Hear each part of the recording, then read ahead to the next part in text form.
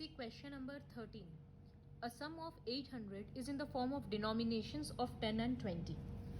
If the total number of notes is 50, find the number of notes of each type. So मेरे पास 10 रुपया है, 10 रुपया का कुछ नोट है और 20 रुपया का कुछ नोट है. अगर 10 रुपया का 5 नोट है तो टोटल रुपीज़ कितना होगा? 10 इंटू 5 50. तो let the number of 10 rupee notes equals to x. तो नंबर ऑफ 20 रुपीज़ नोट्स कितना होगा? टोटल नोट्स कितना है? 50. तो उसमें से अगर x नोट्स 10 रुपया का है तो कितना नोट्स बचेगा? 50 माइनस x. तो इतना 20 रुपया का नोट होगा.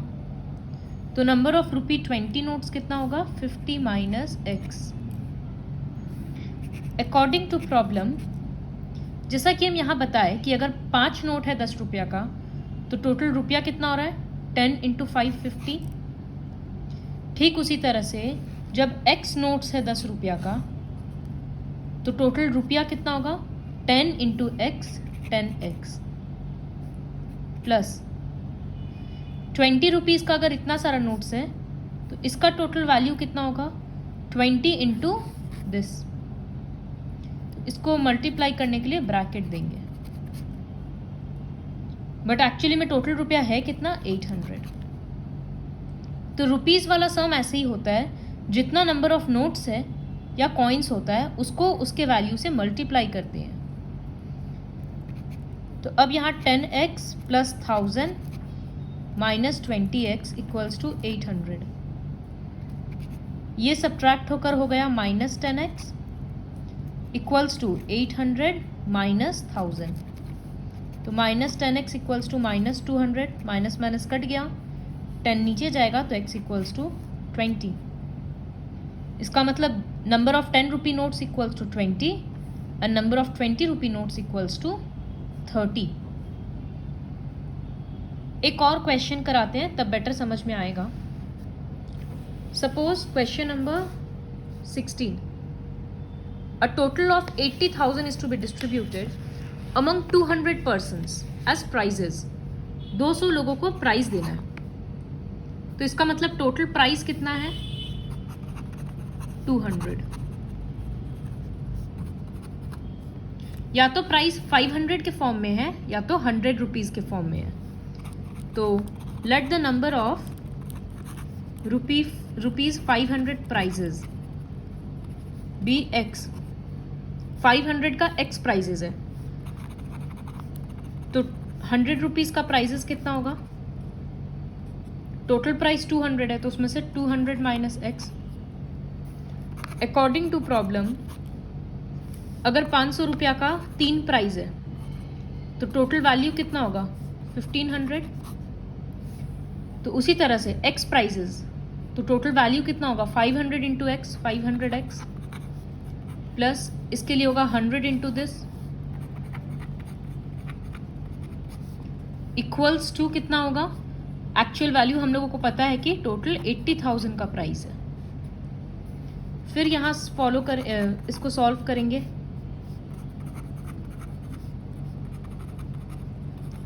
सॉल्व करने से x का वैल्यू आ जाएगा.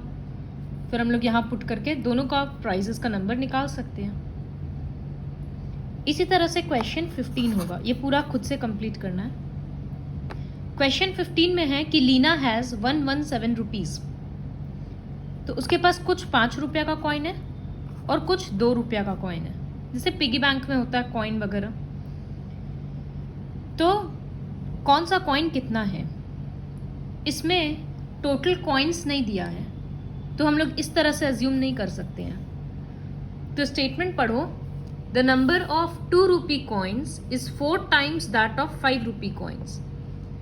इस तरह का क्वेश्चन में जो पीछे रहता है उसको x लेते हैं, तो 5 रुपी कॉइन्स को x लेना पड़ेगा. So let the number of 5 rupee coins equals to x. तो नंबर ऑफ 2 रुपी कॉइन्स कितना होगा? उसका 4 टाइम्स है तो 4x। अब अकॉर्डिंग टू प्रॉब्लम क्या करेंगे, 5 इंटू एक्स तो 5x प्लस 2 इंटू 4x मतलब 8x। ये रुपया है, बट रुपया हम लोगों को पता है कि उसके पास 117 रुपीज़ है। तो यहाँ से सॉल्व करके x निकालेंगे, फिर नंबर ऑफ कॉइन्स निकल जाएगा इस तरह से। तो रुपीज़ वाला क्वेश्चन में बस यही ध्यान रखना है कि इस तरह से मल्टीप्लाई होता है, और क्यों होता है वो इस तरह से नंबर अज्यूम करके समझ सकते हैं। इसके बाद question number 14, in a class of 49 students, इसका मतलब total students equals to 49, number of girls is 2/5 of the boys. इसका मतलब let the number of boys be x। तो नंबर ऑफ गर्ल्स क्या होगा, 2/5 ऑफ बॉयज मतलब 2/5 ऑफ x, इस तरह से। Now find the number of students in the class, sorry boys in the class, मतलब x का वैल्यू निकालना है। तो कॉमन सेंस लगाओ कि गर्ल्स और बॉयज अगर दोनों को ऐड करेंगे तो टोटल स्टूडेंट्स मिलेगा। अब यहाँ एलसीएम लेकर सॉल्व करेंगे और x का आंसर आ जाएगा। सो complete this one also. Next question 17, when 1/3 is subtracted from a number and the difference is multiplied by 4। तो फ्रॉम अ नंबर है मतलब नंबर सामने आएगा, सबसे पहले लिखेंगे let the number be x। अब 1/3 सब्ट्रैक्ट कर रहे हैं तो वो होगा x माइनस 1/3, स्टेटमेंट खुद से लिखना। अब ये डिफरेंस है, इसी में 4 मल्टीप्लाई कर रहे हैं, द रिजल्ट इज 28। जो तुम लोगों का मिस्टेक होगा, तुम लोग या तो ऐसे लिख देगा, तो इसका मतलब ये 4/3 बन जाएगा, लेकिन एक्चुअली में क्या है 4x माइनस 4/3। तो ये ब्रैकेट का यूज समझना होगा। So complete this question on your own. Next is question number 18। अब ये तीनों क्वेश्चन एज रिलेटेड है। Sudesh is twice as old as Seema, let the age of Seema